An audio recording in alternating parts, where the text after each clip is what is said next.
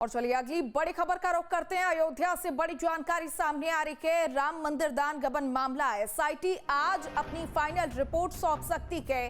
दोनों आरोपियों को जिला कारागार भेजा गया है। रिमांड में आरोपी रमाशंकर और सुभाष सिंह सवाल जवाब। आरोपी के किराए के मकान से अहम दस्तावेज बरामद किए गए। मकान के कमरे को सील कर डीवीआर भी कब्जे में लिया गया है। पुलिस सबूत जुटाने में जुटी हुई है। जांच लगातार जारी है। चढ़ावा गबन मामले में साक्ष्य खंगाल रही पुलिस। ये बड़ी खबर अयोध्या से आपको बता रहे हैं। आज एसआईटी अपनी फाइनल रिपोर्ट सौंप सकती है।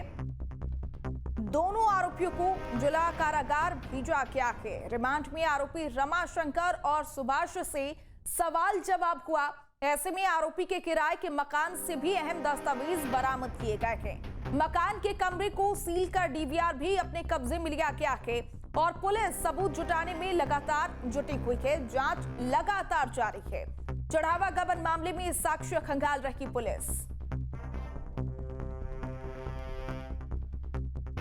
अयोध्या से खबर राम मंदिर दान गबन मामले से जुड़ी हुई ये अहम जानकारी आपको बता रहे। आज एसआईटी अपनी फाइनल रिपोर्ट सौंप सकती है।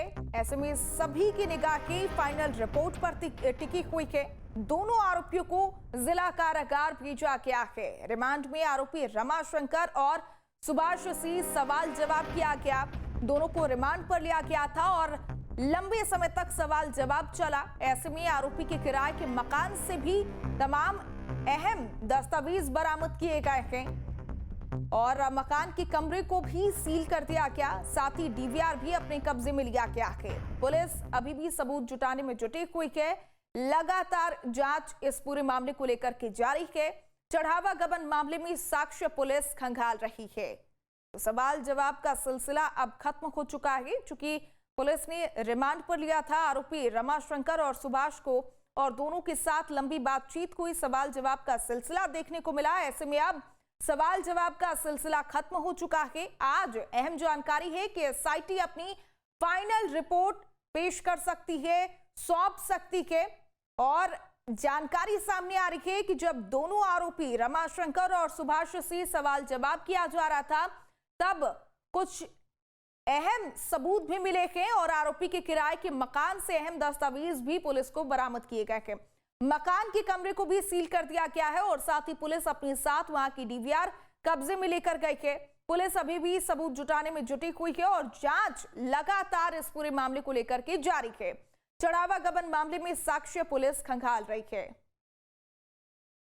जांच की आज इस पूरे मामले को लेकर के तेज है। सवाल जवाब का सिलसिला भी अब खत्म हो चुका है।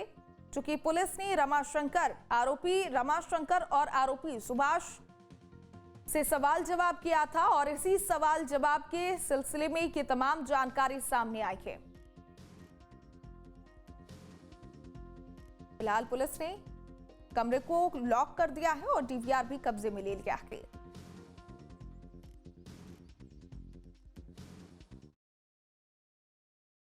और राम मंदिर दान वापसी के मामले में विधानसभा अध्यक्ष सतीश महाना के बयान पर अब अयोध्या के संतों की प्रतिक्रिया सामने आई है। कुछ संतों ने उनके बयान का समर्थन किया तो कुछ संतों ने बयान को व्यंग बताया है। अयोध्या के संतों ने खुलकर के इस मामले में अपनी बात रखी है। सुनिए। कहने का उनका यह था जो कभी रामलला का दर्शन नहीं किया, जो कभी भगवान को कुछ अर्पण नहीं किया, आज वह टटराने का काम मेढक की तरह कर रहा है जिसकी कोई औचित्य कोई आधार नहीं बनता है। जो कभी हल्फनामा देने का काम करता था, जो जिसको नानी स्वप्न में आती थे, जो राम भक्तों के ऊपर गोली चलाने का काम किया, आज वो लोग बोलेंगे तो उनसे प्रश्न बनता है कि आपके जो मंशा है वह अधर्म पूर्वक है। इसीलिए उन्होंने कहा कि जो सत्य न्याय धर्म पूर्वक अपने पारिश्रमिक अंशदान करने का काम किया वो भगवान की सेवा में लगा। वो उनके विचारों से मैं सहमत हूँ और समर्थन करता हूँ। देखिए, सतीश महाना का जो बयान आया है पूर्णतः असहमति है हम सभी का। इस तरह का बयान ये हिंदू जनमानस का और राम भक्तों का और समस्त भक्तों का ये उपहास नहीं तो और क्या है। जो भगवान का भक्त राम मंदिर में नहीं आया वो कैसे दान किया? आने के बाद ही तो दान किया। ये भक्तों के ऊपर भयंकर मजाक किया है, इसने भक्तों का उपहास उड़ाया है। इनकी बात निंदनीय है और ये ठीक नहीं है। हिंदू जनमानस के संग इस प्रकार की बात इतने दिन के बाद याद आई। तो राम मंदिर दान गबन मामले में एसआईटी आज अपनी फाइनल रिपोर्ट सौंप सकती है। दोनों आरोपियों को जिला कारागार भेजा गया है। केबी शुक्ला हमारे साथ संवाददाता जुड़ चुके हैं लाइव। केबी, सबसे पहले अपडेट बताइए इस पूरे मामले को लेकर के क्या कुछ सामने आ रहा है? देखिए, आपको बता दें कि एसआईटी की रिपोर्ट जो है आज वो शासन को सौंप सकता है, क्योंकि इस रिपोर्ट तैयार कर ली गई है। सूत्रों के मुताबिक अगर हम माने तो एसआईटी रिपोर्ट में चंपत राय पर लापरवाही की तरफ इंगित किया गया। इसके साथ ही दोषारोपण है वो ज्यादातर अनिल मिश्रा पर है। तो कुल मिला के देखा यही जा रहा है कि अब जो कार्रवाई की तलवार होगी वो अनिल मिश्रा पर होगी। अब लापरवाही चंपत राय पर इंगित की गई है, क्योंकि सब उनके नाक के नीचे हो रहा था। वो चुपचाप मौन होकर सब कुछ देख रहे थे।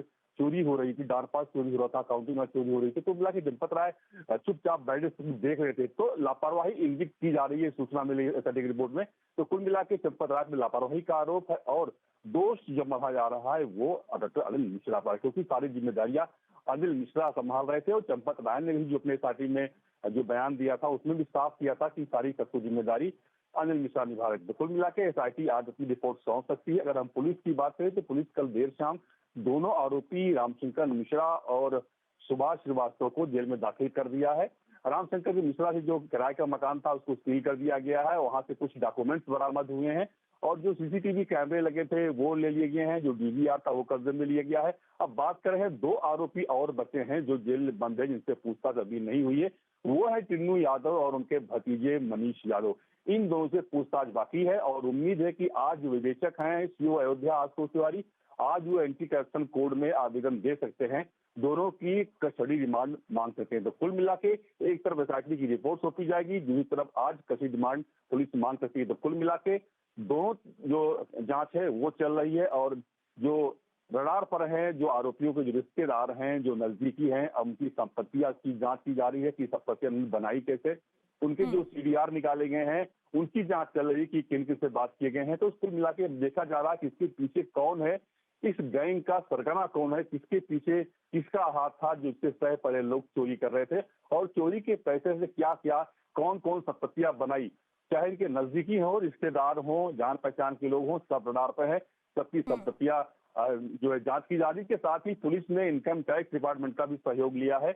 उनके जरिए भी अब संपत्तियां है या जो चोरी के पैसे हैं उसकी भी जांच की जाए। कुल मिला के पुलिस की जांच बहुत तेज चल रही है। और दो आरोपी रमाशंकर और सुभाष को रिमांड पर लिया गया, उनसे सवाल जवाब किया गया और जानकारी सामने आ रही है कि आरोपी के किराए के मकान से अहम दस्तावेज बरामद हुए हैं।